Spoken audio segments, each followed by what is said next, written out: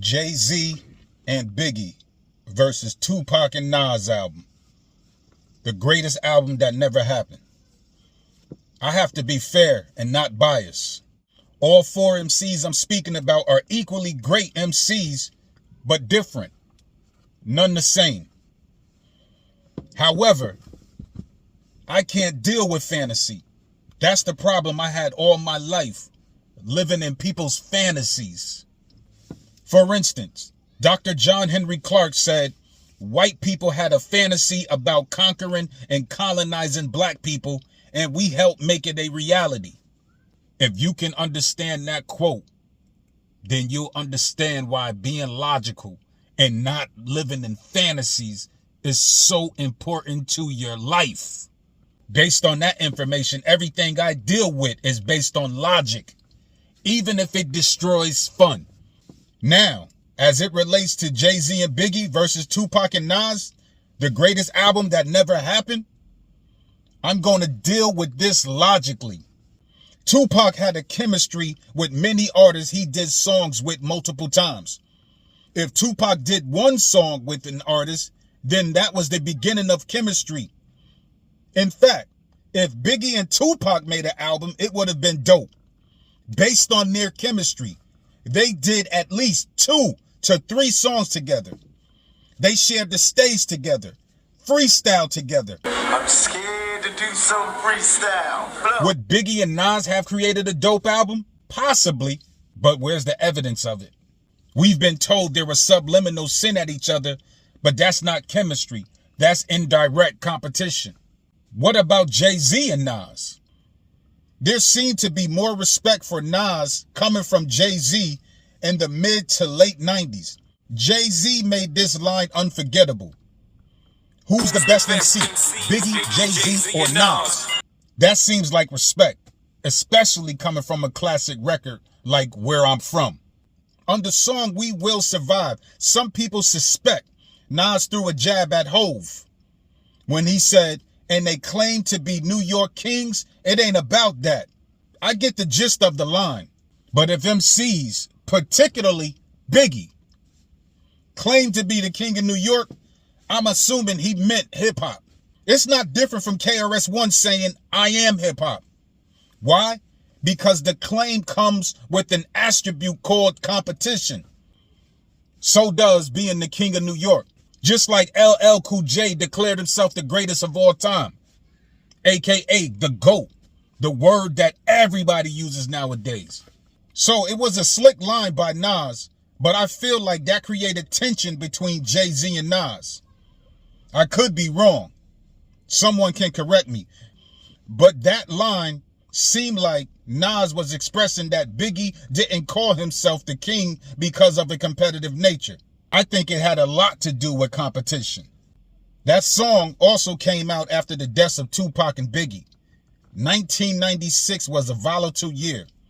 Tupac's death affected hip-hop and the mentality of others. For instance, I think if Tupac lived, Biggie lives. I can see Jay-Z and Biggie creating a dope album together. Why? Because they made 2 songs together. They shared the stage together. They was in the studio together. They found out that they didn't write. They go into the booth and Rain Man. There's a lot of unique qualities that Tupac and Nas shared. However, they never did a song together. And they would have never did a song together. Because 1996 was a volatile year. And people have to be logical. Tupac endured a lot. This is what a lot of you people that live in fantasies or fantasize don't realize. This is just my opinion. And I'm expressing to you that I don't deal with fantasies. I deal with logic. And the year 1996 was a volatile year. Tupac endured a lot. Tupac was traumatized.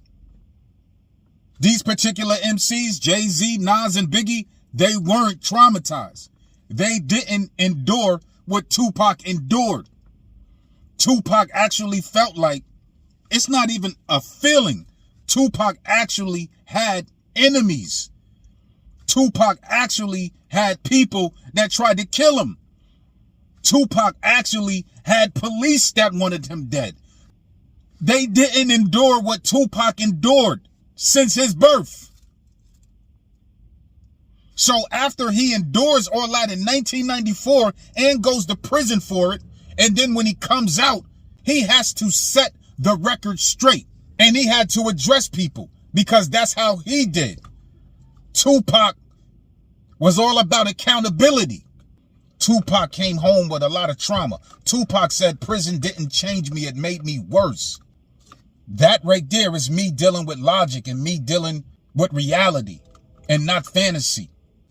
But I can say that Jay-Z and Biggie would have made a dope album just based off the two records that they created. Brooklyn's Finest and I Love the Dope. They shared the stage. They hung out together. They were friends. I can see them creating the album. I can see the commission coming to fruition. I couldn't tell you the songs. Nah, not at all. But I can tell you that it would have been dope. I'm sure as hell that that album would have been dope. They would have made sure of it because these two MCs who don't write, and they was going off the energy of the mid-90s. The climates was crazy. The energy was just crazy. So the competition would have been crazy. The songs would have been crazy. Maybe the guest verses would have been crazy. It would have been the album that a lot of people would have paid attention to. Jay-Z made himself a force to be reckoned with his debut album. This is not fantasy. This is me dealing with the evidence of Jay-Z and Biggie doing things together. The conversations that they had. Besides that one conversation that Tupac and Nas had, I don't know about no other ones. Although there is a picture of Tupac and Nas, and Tupac is holding up his middle finger. They didn't do a song then, and they probably should have. But I don't know why they didn't. I'm just being real logical about the thing. And I personally think that Jay-Z and Biggie would have made the greatest album in this particular What If. And Tupac and Nas, it wasn't going to happen until Tupac was healed from the trauma that he endured